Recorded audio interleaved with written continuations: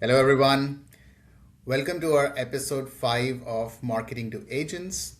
We had a lot of good news coming out from the market this week, and we would love to bring that news over to you and just have a discussion around that. So, again, with me, I have my co host Lalit, who's an industry analyst and has a great vision on what things are going on and how things are panning out in future. Hey, Lalit, welcome to the podcast. Hey Ashwini, glad to be here as always. Fantastic. All right, Lal. So we have a lot of interesting news to cover today. So let me first start things off with what's happening with Google and the publishers. So I think we've covered this a few times in our discussion where we've discussed how there is UK, which is giving publishers a way to get out of all the AI searches, and then we're also hearing there are different ways in which publishers are signing up and making agreements with, for example, ChatGPT to have exclusive rights to their content. This is something coming out of Google now, where apparently the Google AI overview, which we see in the Google search, that placement is going, of course, against publishers. And maybe not everyone knows about this, but Google does have a program for publishers where if Google is using publishers' content and showing that as news, Google pays them something every month. Now, this time Google is trying to, hand twist them, arm twist them into coming on those AI overviews. Otherwise, it will not make them part of any of its paid programs and use their content for training. So, what's your view on where is this going? Where is this LLM versus publishers story going on? Like everything we hear, sometimes they are collaborating. Now we are hearing that they are now trying to gain access to their exclusive content. Where do you see this going? Yeah. So this is so what we're discussing is being reported by the information, and they have their own sources. So nothing is confirmed here, but it is about Google sort of allegedly launching a new AI news product. So Google News is definitely like one of the very popular destinations for discovering new news, and we always wanted it to be like should have a significant AI flavor where we don't have to sort of skim through a lot of links, but maybe news should be composed for the user, right? So I think it's about time that that product is on the horizon, and the context is now that what is going to be the new relationship between the publishers and Google with this new news AI product. And what is being reported here is that the publishers are expected to give broader content rights to Google that enables Google to train their AI on the publisher's content, right? And they are making it as like a mandatory thing for publishers to get even, or for publishers to participate in this new AI news product, they have to, like it is all bundled together that they have to bundle the content rights for Google AI to train on their content also. And there are also alleged rumors that this is like an exclusive partnership, etc. Right? So Google is basically trying to sort of leverage their high surface area. Um, they have this distribution, right? They're one of the largest consumer distribution. They're now allegedly using that to basically strengthen their position in the AI pre-training as well as the overall model space, right? We expect them to launch new consumer AI products, but arm twisting publishers in giving them exclusive rights or rights to train content, these are two separate things, right? Uh, if you look at it from a consumer point of view, we deserve to know the news, right? And we have trusted, sources, or rather, we trust some media brands for their unbiased reporting or whatever is our bias, right? We have our own preferences. And Google has always maintained the position of a neutral intermediary, right? And today, if they are sort of deviating from that position and trying to, in their intent to strengthen their AI position, if they are trying to sort of deviate from their promise to the consumers as a neutral party, that is going to be a little sour from a consumer taste point of view, right? And uh, I think what it means for publishers is to basically start investing in their own AI products. That is very important. We all know why Google is doing this, because new information is what uh, is always highly valuable compared to, let's say, old information, right? Because there is something called as a time value of information, right? And or half life of the information, something like that, right? So what is the time that it takes for the information to become, let's say, not so critical? So that is like, so in somewhere on the internet I read that it's just 2 days. In 2 days the information becomes half as relevant, because the domains are evolving quite fast, right? So the latest information is of very high importance, and people like Google are trying to use all their muscle, all their industry weight to get access to it in the best possible way. So I think uh, this should ideally give way for a more open industry standard, where independent journalists, there is anyway a large volume of independent journalism that is happening on platforms like, um, there's this YouTube. newsletter platform. It is YouTube, as well as there are a bunch of newsletter platforms where, like Beehive, etc., right, where independent journalists are having their own subscriber base. Right, so I think it will fuel that, let's say, direction. It will act Hmm. as a tailwind in that direction, and I would also argue that much of it should, in the coming 5 years we should see a blockchain based solution for news, especially, right, where individual sources have their own reputation on the blockchain. There are independent verifiers who can verify the facts on blockchain, and everything is actually open for interpretive, for people to build applications on, right? So imagine there are, let's say, independent verifiers who look at something is published, and every time a claim has been invalidated by the verifiers, it is all stored in the blockchain. It is not lost in the ether. This is what exactly happens today, right? So how many times a source has been invalidated or verified as false claims, right? That should contribute to the reputation, a real time living reputation of any publisher, right? That is what matters. And that, once it is there, right, publishers can then actually have an open market where high reputation publishers over the blockchain can give access at a premium, right, to AI crawlers or anybody who wants to use their content. So I think all of this is just going to act as tailwind in that direction. Uh, let's see. These are my thoughts, Ashwini. Yeah, go ahead. Yeah, yeah. Look, in my view, I think everything hinges on solving for monetization, or where does the money flow. So I think why this news itself is even controversial is because I think Google already has a program which is, I think, Google Showcase Payments, which is where Google pays these publishers today also if it is using their content in search or displaying their content. I think publishers or all of these media publishers, journalists would not have a problem if their data is used for search and then eventually, or for some training and then eventually shown to the end user, as long as they get compensated for it. Because eventually, see, Google's AI news product would make sense, like, unless it is like really having journalists on ground, or crowdsourcing the news somehow. If it is still relying on people who are on ground or actually publishing their own content, I think then that compensation has to be clearly identified. Some layer of monetization has to be built in. I think once that is there, I think then it does make sense that everyone is getting compensated for the product. Eventually, if the product is completely cutting off of any layer publishers and it's just building, for in whichever way Google is thinking of building it, then yes, to an extent, then it does create that conflict eventually. But I think finally it's about how these publishers get compensated, or how eventually Google's product make that money and then pass it down to the publishers. I think that's where finally maybe it will just boil down to.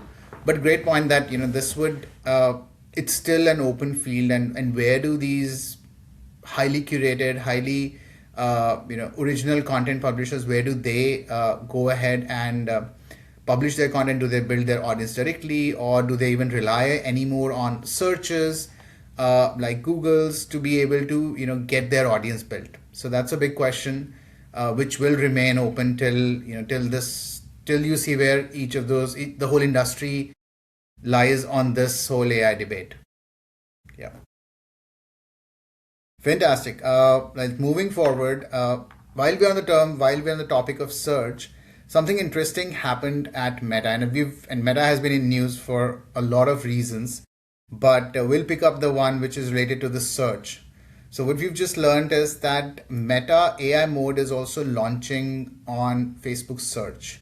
So interestingly, or we're visualizing exactly the way Google search works today, where if someone wants to search on Google, they go and Google gives an AI overview. Facebook search might also do something similar. Now, the interesting part is Facebook's already has a different kind of data. It's not high intent search, but it has a lot of groups, a lot of local events, listings, reels, which get published every day on Facebook. And of course, Facebook is used by at least 3 billion people. So it's interesting to see Facebook taking that route to be able to capture audience and see if they're able to bring something unique to it. But yeah, that was something interesting around search. What do you think about it? Yeah. So I think there are still a lot of active communities on Facebook. The younger generation might have moved away, like the Gen Z and the even younger generation. But I think there are a lot of B2B brands who still maintain a very active Facebook community, right? And I was actually part of a lot of communities where a lot of valuable information was stored, because it still is a very it's a dominant surface area for consumers, right? So I think this is a great move from Meta to sort of make all the like discussions that a user is like all the communities or groups that the user is part of and where discussions are happening. And if you just look at if this thing comes to WhatsApp, right? WhatsApp has a much more daily active user base, right? And we are all, whether willingly or unwillingly, are part of so many groups, right? And a lot of valuable information gets shared, exchanged in those WhatsApp groups particularly, right? Now today the search is very broken, right? If I'm part of a group, in a way permission to access that information is there, right? So I should be able to get a valuable result for my search. And I'm more excited about this coming to WhatsApp than Facebook, because it sort of relates to me and the kind of, let's say, people that I deal with. So today, if you search on WhatsApp, it is basically going to give you a text match, and it's going to list of conversations where, let's say, something matched, which is hardly useful, right? Especially if you are searching for an answer, right? And if tomorrow there's the AI mode where it is quietly indexing what has been discussed and it surfaces a really good answer. Right? Imagine if someone is searching for that, I'm looking for a video editor. Across, I'm part of like 20 entrepreneur groups, and if I search, let's say, looking for a video editor or a video editing agency, right? And if it can compose an answer which says agency X has been recommended in 3 groups by those so and so people, right? This adds like tremendous weight, right, for me to prefer that. So I would say this is a really interesting dimension which Meta has access to, and gladly they're working on it.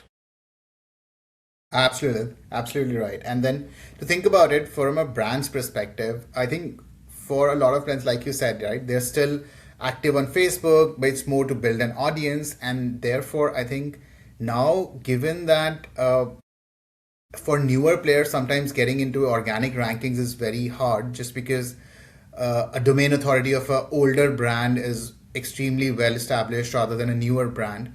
Facebook could give that opportunity, because being active on Facebook, pushing a lot of content, and this would include, like you said, it would be all Facebook properties. So it could be Instagram as well. A lot of new brands, a lot of D2C brands pushing a lot of content on Instagram, on Facebook. So I think if Facebook starts using all of that content and is able to get you right answers from search, I think that could become a very dominant player. And because domain authority may not have such a huge significance there, I think they would still look at follower counts or interactions on engagement on the post as a count. But so that could be a great dimension. And then what I've noticed in my experience of using Facebook off late, there's also the whole Facebook marketplace and groups. A lot of that is very local. So I think this could also power a local, enable a lot of AI local searches as well, and could help in bringing and surfacing new content, new brands out of that. So as a brand, I think Facebook has just brought itself back into relevance for from a marketing point of view, not just Instagram but core Facebook algo as well. So yep, absolutely, and they have Absolutely. great around WhatsApp. Yeah, they might have to sort of navigate at least the impression of end-to-end encryption, especially in messaging apps. At least large population still believes that it is end-to-end encrypted. So how do they index it? How, let's say this AI mode comes to WhatsApp, it would be interesting to watch. Mm-hmm. Yeah. And I now, and again, just tying it back to where we started at the Google. So I clearly remembered that Meta also tried a news product, news aggregator product in different countries, in different locations, just using that. And it could not get that launched in Canada because it was not the somehow the discussion fell apart because the Canadian government or the media groups felt that the compensation wasn't right to be able to give their access their content for aggregation. The Meta news product doesn't work in countries like Canada. So it again just could be great settings for how it plays out when it goes to AI searches and AI overviews. So yeah, just going back to that discussion. Okay, perfect.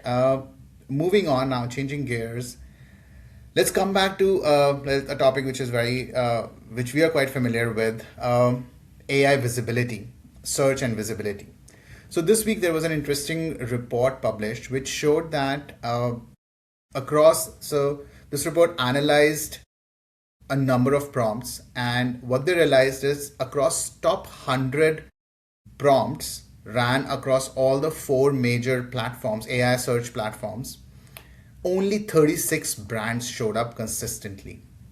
Okay. So just to repeat that, only 36 brands were shown up or cited or were mentioned by AI searches across 100 top prompts across different categories too.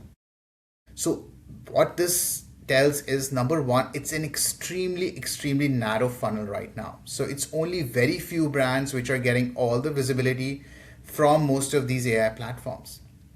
And interestingly, so that does showcase that there's some problem with the AI visibility which brands are trying to build for themselves. Either they don't have proper tools ready, either they don't have their SEO and AEO programs fixed up, or there are some brands which are not even making that right effort. So that seems like a massive problem brewing up in the industry. What do you think about it? Yeah, I think it is pointing to the fragmented or fractured nature of the AI search. Internet has a lot of information sources, and different AI engines have different preferences attached to it. For example, YouTube is a property of Google, so all Google products might give disproportionate, or maybe it has access to YouTube more than anybody else, and then it gives preference to it. So Google mentions, or maybe YouTube mentions, maybe result into visibility on Google AI products. And then there are other brands which are slightly more neutral, like Perplexity, right? And then Claude. Right? So they have different search backends. So, as we've earlier discussed, that the pre 2022 era of search, which was highly concentrated on Google, like 80 to 85% of searches used to happen on Google. Now that's not going to be the case moving forward, right?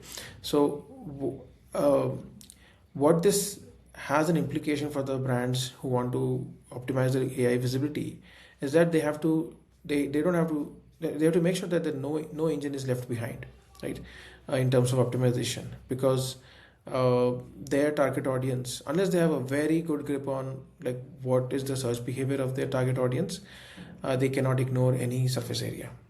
So monitoring tools, optimization across engines becomes all the more important. Agree with you, Lalit. Yep. I think monitoring is again the starting point.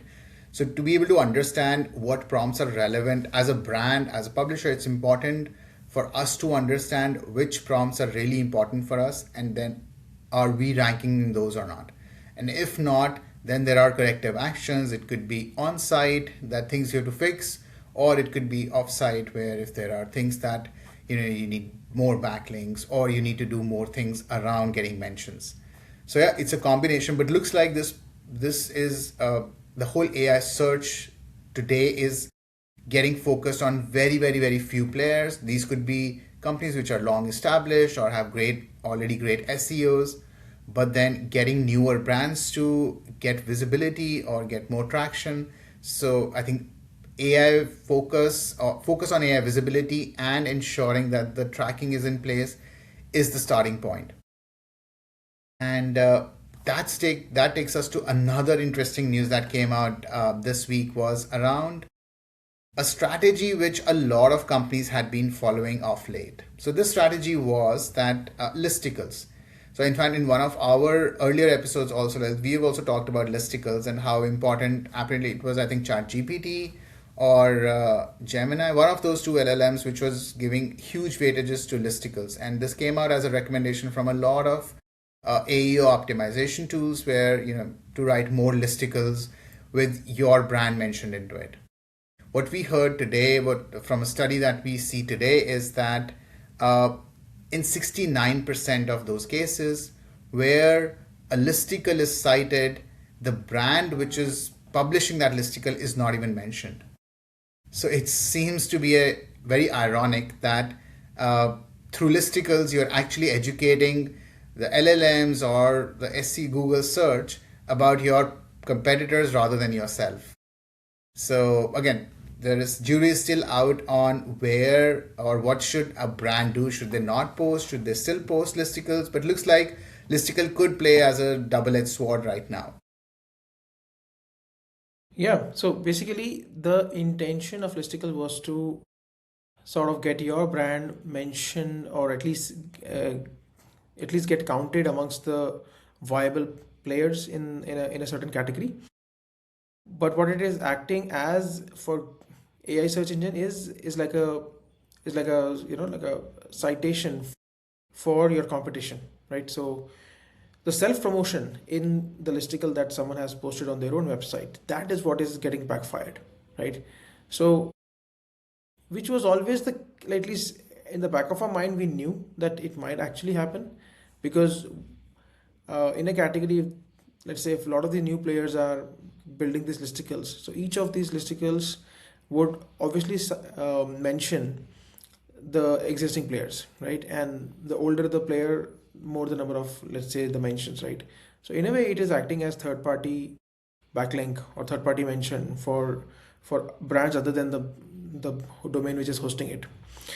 So I think what is clear now for marketers is that they have to sort of tone it down, all the self promotion that they are doing via listicles on their own website, and sort of double down on third party or more authoritative third party publishers who can then give them brand mentions or brand citations.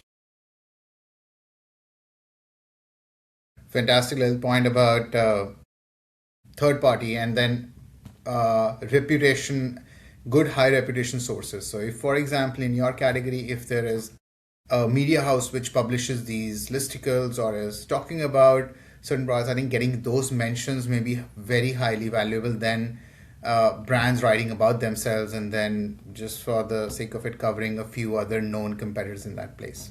Makes sense. Yeah, that could be a good mitigation for brands. Yeah, go back to your top industry publishers, media houses, content creators, and then probably get listed with them. I think that could be a good mitigation for that. Okay, sounds good. Moving forward, we had then a news from Anthropic as well. So Anthropic shipped Claude Sonnet 5 as a new default for free and pro plans. So how does that change the world for our AI visibility or for brands who are working through that? What is your view on this change which Anthropic made? Of course, I think it could be a way to also accelerate their usage and not for people to maybe go to open source models. But what is your view on how does that change the world for the brands, or the whole AI visibility domain? Yeah, I think this one development, which is Sonnet 5, right, which is a highly capable agentic model. And what's the difference between an agentic model and, let's say, a reasoning model, right? So obviously there's a little bit of reasoning in everything, but a model which is categorized as an agentic model is basically really good at long horizon tasks, right? It can basically stick to a task list which has been handed over to it, and it can the list of tasks can actually include a lot of tool calls which generally come back and sit in the context window. So it has to be the reinforcement training on such models is it's very strict on, let's say, not forgetting the task as your context is getting populated with other things, other information, tool called results. You not lose track of the task list, right? So such models are extremely good for your chief of staff use case, or these are extremely good used as orchestrators, right? So the the parallel phenomena that is taking place is that a lot of knowledge work is moving to AI agents, right? And almost everybody that I know of has a chief of staff, which is either a Hermes agent or an OpenClaw agent, right? And because of cost concerns, the main orchestrator agent in each of these, let's say, instances, whether it's Hermes or OpenClaw, people have uh, picked up a open source Chinese model or a cheaper model from Gemini as their orchestrator. And they are, to be honest, they are not extremely happy with their choice, but cost was always like the biggest driver for that choice, because agentic work can be very very long horizon, and they need some agentic capabilities. So Sonnet 5 being available as an affordable option, right, with this new Anthropic release, I think this would make a lot of these uh, AI personal assistants in the form of OpenClaw and Hermes and few others, right? Consumers might make a switch to Sonnet 5, and when that happens, I think the likelihood of the discovery of brands and services uh, happening over happening via cloud ecosystem, right? That actually improves a lot. And so the recommendation or the implication for brands which are optimizing for the AI visibility is that they should not ignore cloud. They should go back to their robots or TXT and make sure that cloud is welcome, and guidelines which help them optimize their content for cloud specifically should also be implemented. And does that, from what you just mentioned, does that also mean that as a brand, I should focus now that this will drive more users to come to Claude eventually, and thereby, as a brand, I should ensure that I optimize for Claude as well, and like I prioritize at least optimizing for Claude because it might drive a lot of searches or search on the brand. And in addition, yeah, go ahead. Yeah. Yeah, so I think many enterprises, they have uh, like in their team plans, right? So there's always like a token budget, and Sonnet being more token efficient, to Sonnet 5, and cheaper as well, right? So what used to, just because of the like, imagine if I'm an employee in a large company, and I have this overarching token budget or a overall dollar budget for my AI projects or AI usage, right? I am now quite open to continue to use my cloud for simple queries also, because earlier I was worried about this search consuming, let's say, more tokens, and I might as well just move my search to a free option, which is like a Google AI mode. But I can now just continue to work with Claude and ask, let's say, to do research and generate a report, right? So what I've observed is that Claude is being preferred for slightly more heavy duty knowledge work, and search is not one of those heavy duty knowledge work. People sort of jump between a free or a dedicated search provider like a Perplexity or a Google AI mode, and then copy paste the output from that to Claude for the next leg of the knowledge work, which is slightly more heavy duty on reasoning, etc. Right. So I think with this, it can people don't have to then worry about switching, because it's more token efficient and budget efficient model. That's a good point, Lalit. And then because it's more, budget friendly, and but does that, well, I'm assuming that it would still have limits on how much free usage can happen, right? Like today also, if you're using Claude free or pro version, there is a certain level of certain number of queries after which you are the Claude stops you, right? So I would say I think Claude doesn't want to open that floodgate. It's just that you're getting a better model within those searches. So I think that would be the case, right? Yeah. So yeah, so you're absolutely right. I think this news actually is from AI search point of view, it has a lot more, let's say, much higher degree of impact on the search happening via personal assistants, which can use Sonnet 5 as an orchestrator, and less as the surface area where users are searching themselves, right? But it obviously it's more cost efficient, so, and that's why Anthropic has made it available in the free plan as well.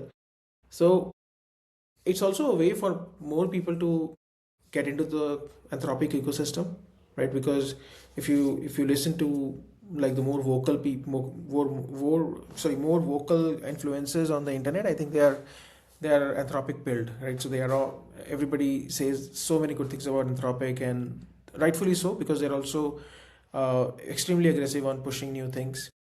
So I would say the consumer rub off that you get from, let's say, like chatter in the knowledge work circles is bound to happen. And then when people come to Anthropic and they find good results, and if they can use a good model in the free plan for a longer duration, right? In fact, they don't even have to upgrade if they can get the answers very regularly without restrictions. They would continue to use it as their main search, let's say, go to destination, and then that makes Anthropic like a player that someone, like almost every brand has to then optimize for. Today, mostly brands which are B2B and deal with knowledge workers, developers, they are paying attention to Anthropic. But I do see Anthropic doing things like what we just discussed, right? Making a really good model as part of the free plan. Uh, these are all attempts in sort of expanding their surface area and bringing more consumers into it. Correct. Correct. And then related to this, there was something around Brave browser as well. Would you want to cover that too, and just talk more about how does that lean into this too, this behavior? Yeah. So one very interesting update also that happened in the last week is that on various search benchmarks, the Brave Context API, LLM Context API, they've actually beaten ChatGPT, Gemini, Overview, and Perplexity grounding, right? So, which means that now Brave is providing a equally good or state of the art LLM search infrastructure, which is now available for anybody who's building an AI search product to just plug into. As we see, the traditional players are becoming more restrictive. Like people are pulling away their API access, or keeping it very restrictive. Emerges as a viable alternative to basically rely on as a AI search backend infrastructure, and offer a like state of the art search experience for the consumers, especially people who are working with open source models. I think this can be a great addition to their jigsaw of tools which come together and deliver a great user experience. So the implication for our audience is that they now have to make sure that Brave is also allowed as a bot to come and index, and optimization of recommendations should also be then honored, right? Fantastic. And then like, that would also imply that there are searches happening now. If Brave, there are more searches happening on Brave browser itself, and that No, in it would no, turn no. It triggers. would not mean no. It would not mean that Brave searches. So searches are happening on the Brave browser. This is an independent thing. The LLM context API by Brave is basically a search API, right? So that is powered by the Brave search index. So and people can directly plug that into their applications or agents as a search tool, just like just like there are Perplexity APIs for grounding into web search. Google Gemini by default grounds that with Google search. So I think Brave has been parallelly building their index. Now the update tells us that their LLM context API, which is their in a way their answer API, it is on accuracy and on speed. It is state of the art now. Phenomenal, phenomenal. Yep. And today, like just double clicking on that Brave itself, how does that monetize today? So APIs are obviously paid, and Brave had a very interesting model. In fact, 2018, 2017 is when Brave was emerged on the horizon, in the public consciousness. They actually came up with this concept called attention tokens. So Brave launched with the promise of, you will never see ads on Brave, right? So it is equally fast, as good as Chrome, and no ads. And internet monetization has gone to the worst possible state, where if today you go to a typical news website like a Hindustan Times or a Times of India, the actual screen real estate that news has is less than 10%, and 90% is what you see on your screen is ads, right, clamoring for your attention. And inadvertently you end up clicking on an ad, and which is like a false monetization for the bad experience for the user, false monetization for the for the media brand, and it's a fraudulent click for the advertiser, right? So Brave was basically, and this was the state even back in 2017 also, right? It had the internet experience for media sites have been bad for the last like 15 years. People are trying to juice every last drop of monetization from the web visitor that it is visiting, right? So Brave had a great promise that they would basically not show you ads. Their front end would take away all the ads and give you a very clean user experience. And as you use Brave, you start accumulating attention tokens as a consumer, right? And you can have your crypto wallet, and it sort of all of it goes into the crypto wallet, right? All your attention tokens are in your wallet. And brands also, right? Brands which are where ads are getting stripped away. Brave is going to transparently build a wallet for that domain, like for example Times of India, right? So it would automatically build a wallet for Times of India, which Times of India business managers can come and claim, and they will basically compensate the removal of advertisements from the user experience, compensate with, let's say, attention tokens, right? So it was a great way for people to like have a great user experience and also have publisher monetization. And what would be the value of these attention tokens? These attention tokens would then be used by on an open market by brands to basically have specific targeting in Brave itself, right? So Brave would then have search experiences or consumer experiences where ads would be a lot more intent based and not intrusive, and on those ad products, Brave attention tokens would be the currency. So this was the very, I would say, noble intent, but I think they got into a lot of privacy issues, and hence, it did not ever make it to the consumer limelight that it should have. But I think they are making a comeback with products for AI agents, especially search. Interesting, interesting. Yeah, the way you described its genesis, it was very interesting. And then I think if that would have worked, that would have been an interesting model to just look at how this commerce has been enabled, and how is that if that attention tokens would have had real monetary value attached to it. Yeah. So yeah, I think that's been a great way to see it. Perfect. Like that's most of it. What we had from the news for this week. Anything else that you've come across which was exciting, which was interesting, and very relevant to what we are talking about here? Yeah, I think one other thing like that we discussed in our previous episode also, which was this um two new standards which Google DeepMind and Google Cloud team published. One was this open OKF, which is Open Knowledge Framework, which is a great way for organizations' internal knowledge to be documented for LLMs and AI models. And it also does, and let's say if every department and every organization sticks to that format, then it sort of enables the interoperability of internal knowledge or knowledge per se, right, in the knowledge economy. That I think I'm very bullish on, and I'm seeing on Twitter, more and more developers, companies are adopting that. So very soon we'll start to see that being very important.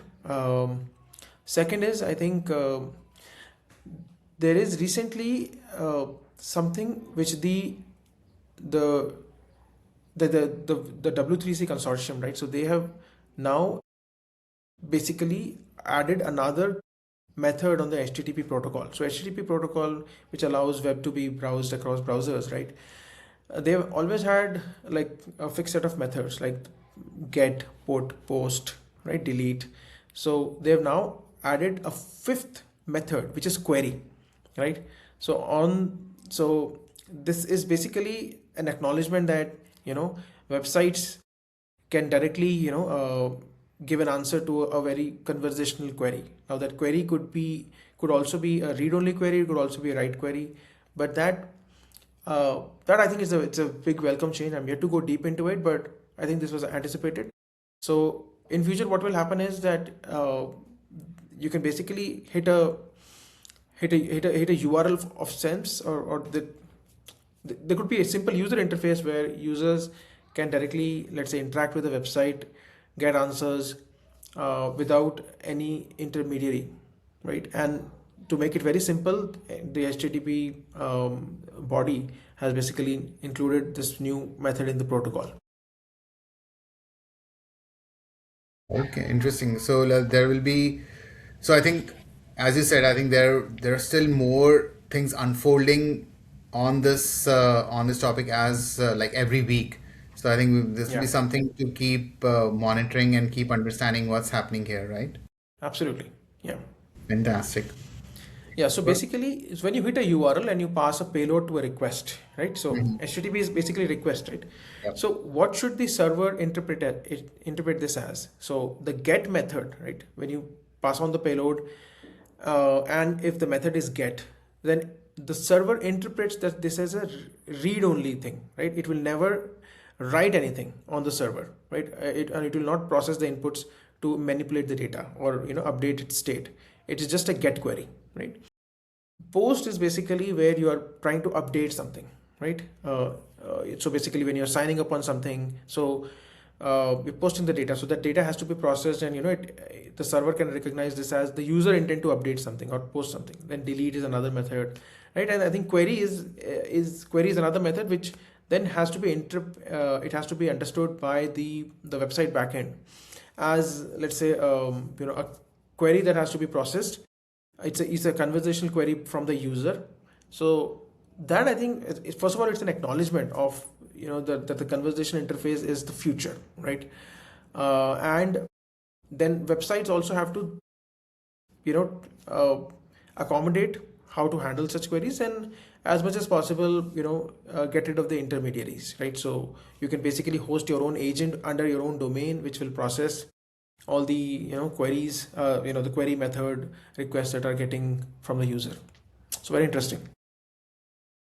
Very interesting, Lalit. Yeah, indeed. Perfect. That, I think that. Okay, perfect. Yeah, that was great discussion today, everyone. And please do share your feedback with us. Love to hear from you. And yeah, thank you again, Lalit, for making it to the session. Thanks, Ashwini. Thank you. Bye.